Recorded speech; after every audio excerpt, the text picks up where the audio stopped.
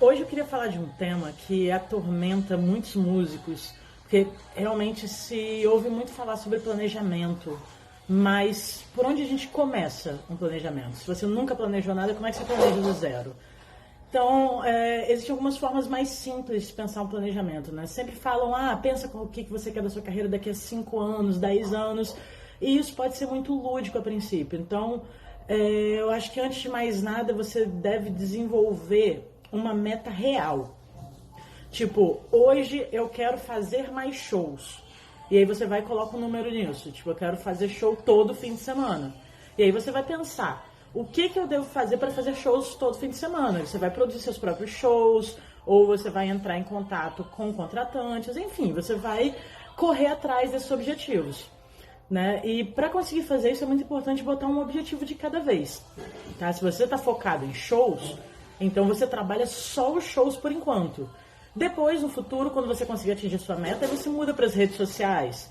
Aí você vai, estabelece uma meta real em cima das redes sociais, vai estudar as ações possíveis para você fazer isso e vai seguir essa linha. Dessa forma, você que nunca se planejou antes, vai conseguir uma coisa que é importantíssima, que é ver o resultado do seu planejamento.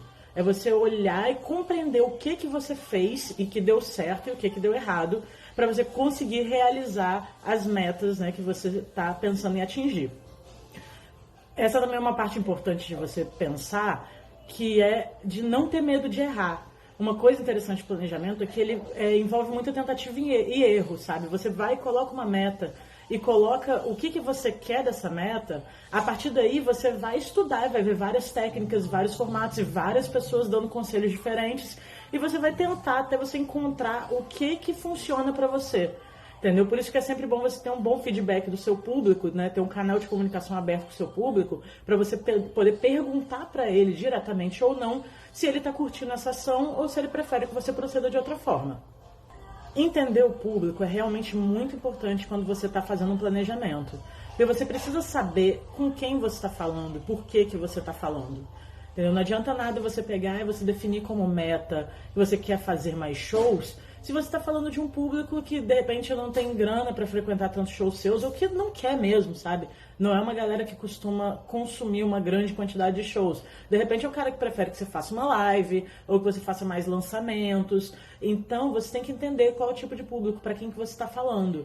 E se a sua linguagem está de fato se comunicando com a linguagem que seu público deseja receber e que ele vai compreender. Você percebe muito isso através dessa comunicação e você tendo um controle dentro do seu planejamento do que dá certo e do que dá errado. Se você fez uma ação e ela deu errado, você já corta, elimina ela e segue para a próxima. E por último, essa é uma dica que eu vou dar sempre em todos os fatores e todas as questões que envolverem a sua carreira, seja criativo. Quando você for estabelecer uma meta, sempre pense no que essa meta pode gerar de conteúdo positivo ou de ações positivas e criativas e inovadoras para que você possa entregar um produto que ninguém mais está entregando. Uma coisa muito particular sua ou muito particular do seu público, entendeu? Coloca isso também dentro do seu planejamento de metas. E, aliás, uma primeira meta que você já pode fazer é o de estudar o público, entender e criar perfis diferentes de público para que você possa saber se comunicar melhor, entender quais são as necessidades desse público e aí sim usar a sua criatividade para poder atender essas expectativas que você vai começar a entender com um planejamento corretinho de ações. Quando você traça um bom plano de metas e começa a avaliar os resultados das ações que você está fazendo, o que está dando certo e o que está dando errado, a coisa vai se abrindo dentro da sua cabeça, você vai entendendo melhor tudo que diz respeito à sua carreira.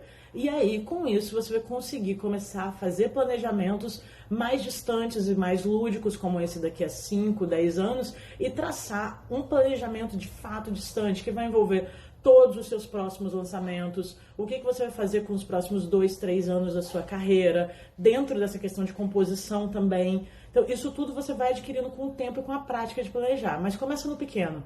Planeja suas pequenas ações e daí para frente você vai expandindo, você vai se acostumando e vai sendo cada vez mais fácil você montar essa agenda.